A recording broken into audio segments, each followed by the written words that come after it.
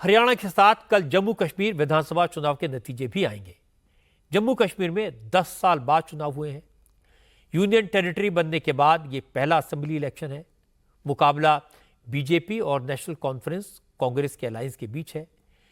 Exit poll के अनुमानों में तो नेशनल कॉन्फ्रेंस और कांग्रेस को बढ़त के संकेत हैं, लेकिन बीजेपी सिंगल लार्जेस्ट पार्टी बनेगी, यह भी दावा किया गया है।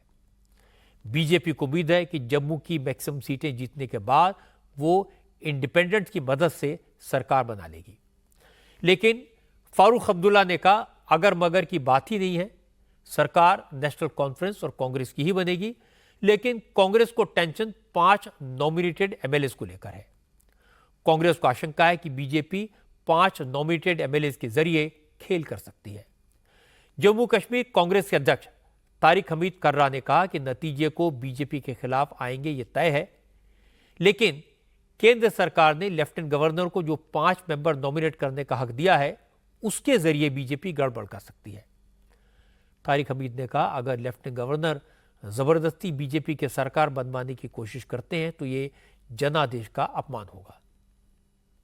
ये कॉज ऑफ कंसर्न है। आप एलजी को ये अथॉरिटी दे रहे हैं कि वो 5 लोगों को नॉमिनेट करें at his whims, at his wishes. अब वो चाहे वो रिजल्ट से पहले करें, रिजल्ट के बाद करें, ऐसा तो उसमें कोई बंदिश भी नहीं है।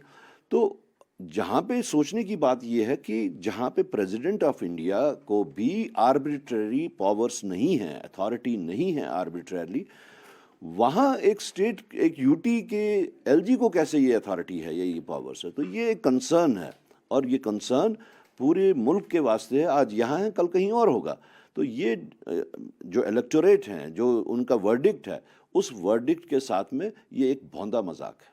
लेकिन बीजेपी का यह आरोप है कि कांग्रेस इसलिए इस पर ज़्यादा सवाल खड़े कर रही है क्योंकि उन्हें अपनी हार का डर सता रहा है, क्योंकि सबसे बड़ी पार्टी जो है वो बीजेपी की है, इसलिए कांग्रेस बार बार सवाल उठा रहा है इस मुद्दे पर। अब इसमें 24 घंटे ही तो रह गए हैं, तो 24 घंटे के बाद किसकी हार होगी और किसकी जीत होगी, ये हार और जीत जो है ये पॉलिटिकल पार्टीज़ की नहीं है, ये उस थॉट की है। ये लोगों की हार होगी और ये लोगों की जीत होगी। झारखंड में भी अब चुनावी माहौल बनने लगा है। झारखंड में बीजेपी के प्रभारी और केंद्र सरकार में कृषि मंत्री शिवराज सिंह चौहान ने आज ऐलान किया कि बीजेपी की सरकार बनने के बाद झारखंड में एनआरसी लागू किया जाएगा, नागरिकता का रजिस्टर बनाया जाएगा और गैर कानूनी घुसपैठियों को चुन चुनकर बाहर निकाला जाएगा। झारखंड की चुनावी रणनीति को लेकर आज दिल्ली में बीजेपी अध्यक्ष जेपी नड्डा के घर पर बैठक हुई। इस मीटिंग में शिवराज सिंह चौहान, लक्ष्मीकांत वाजपेयी और अन्नपूर्णा देवी के अलावा कई दूसरे नेता भी शामिल हुए। क्योंकि शिवराज सिंह चौहान झारखंड का दौरा करके लौटे हैं, उन्होंने जेपी नड्डा को ग्राउंड रिपोर्ट सौंपी। इससे पहले रांची में शिवराज सिंह चौहान ने कहा, झारखंड में सबसे बड़ा मुद्दा बांग्लादेशी घुसपैठियों का है, जिनकी वजह से यहां की डेमोग्राफी बहुत तेजी से बदल रही है। शिवराज सिंह चौहान ने कहा, झारखंड में आदिवासियों की आबादी तेजी से घट रही है, लेकिन वोट बैंक के चक्कर में हेमंत सोरेन की सरकार घुसपैठियों की मदद कर रही है। उनके आधार कार्ड बनवाए जा रहे हैं, वोटर लिस्ट में नाम लिखवाए जा रहे हैं। ये देश के लिए बहुत खतरनाक है। शिवराज सिंह चौहान ने कहा कि रोटी, बेटी और माटी की सुरक्षा करना बीजेपी का संकल्प है, इसीलिए बीजेपी की सरकार बनने के बाद सबसे पहले झारखंड में एनआरसी लागू किया जाएगा। बांग्लादेशी घुसपैठियों के कारण यहाँ की डेमोग्राफी तेजी से परिवर्तित हो रही है। अब आप देख लीजिए, हमारे संथाल परगना में कभी आदिवासी आबादी 44% से ज़्यादा थी, घट के 28% रह गई। बाकी आबादी हिंदू और बाकी बुरी तरह प्रभावित हुई है, लगातार कम हो रही है।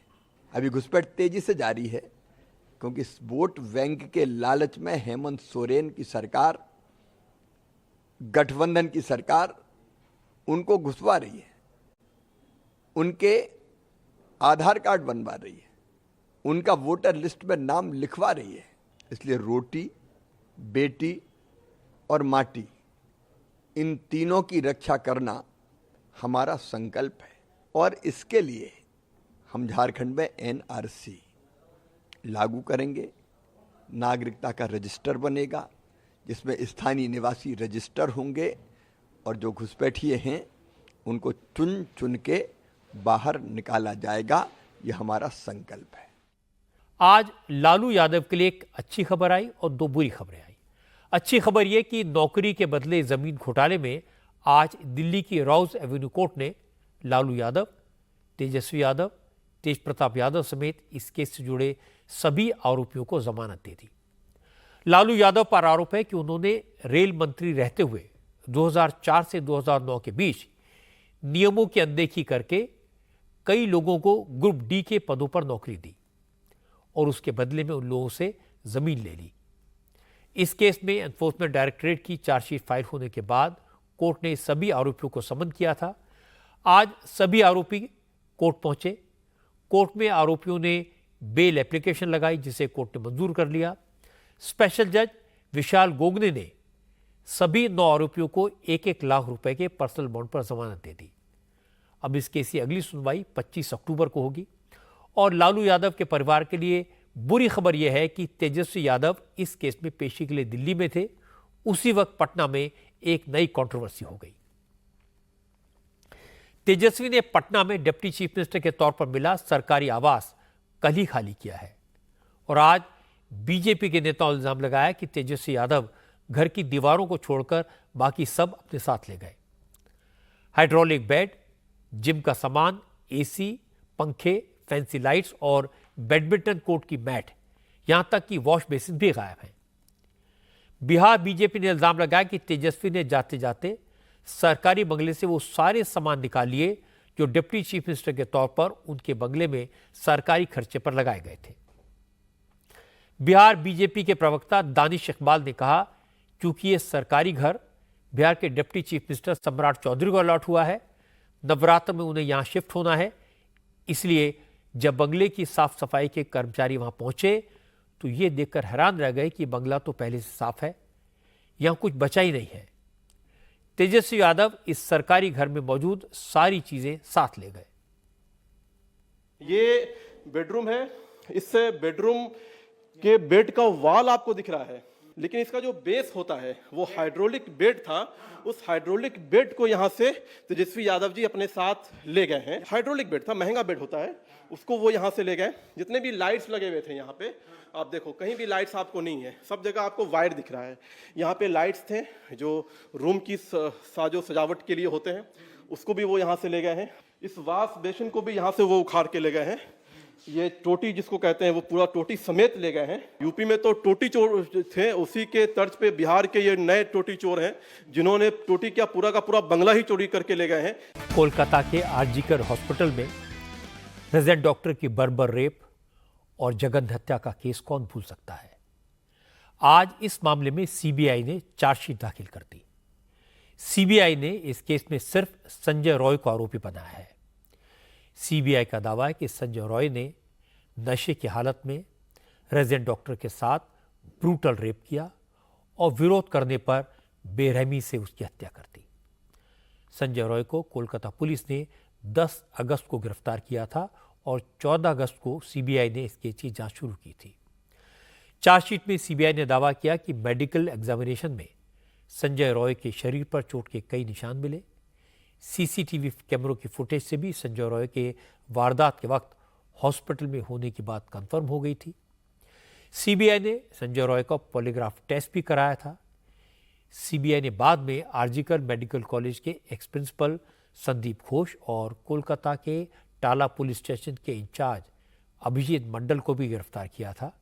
इन दोनों पर संजय रॉय को बचाने की साजिश रचने का आरोप है। सीबीआई ने बताया कि वो इस मामले में बहुत जल्द सप्लीमेंट्री चार्जशीट भी दाखिल करेगी, लेकिन इस केस में इंसाफ की मांग को लेकर आंदोलन कर रहे आरजीकर हॉस्पिटल के जूनियर डॉक्टर्स ने सीबीआई के चार्जशीट पर असंतोष जाहिर किया।